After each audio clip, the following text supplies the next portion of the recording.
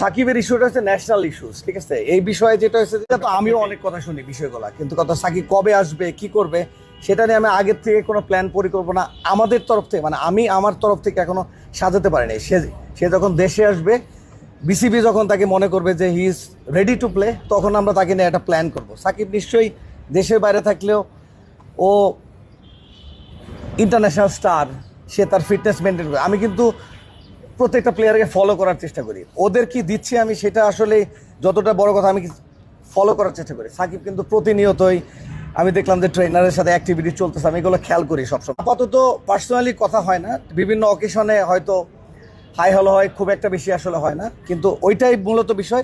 সাকিব যখন দেশে আসবে, সব ক্রাইটেরিয়া ফুলফিল করে যখন আসবে, বাংলাদেশ ক্রিকেট বোর্ড যখন মনে করবে he is ready to play, আসলে মনিটরিং করাটা বিষয়। কিন্তু কথা হলো সাকিবরা আমরা এখানে থাকলে যা মনিটর করবো, তার থেকে বেশি মনিটরিংয়ের উপরে সাকিব আছে, ঠিক আছে।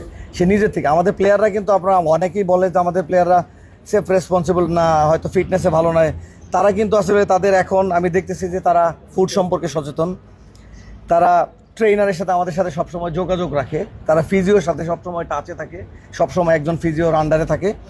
তো এই জিনিসগুলো এখন গ্রো করতেছে। আর সাকিবের মধ্যে এগুলো আমি দেখছি যে ওর ফিটনেস ট্রেনার আছে, পার্সোনাল ফিজিও আছে, নিউট্রিশন আছে, এভরিথিং। সো আমার মনে হয় না যে সাকিব ওইখানে ট্রেনিং ফ্যাসিলিটিস কম পাচ্ছে।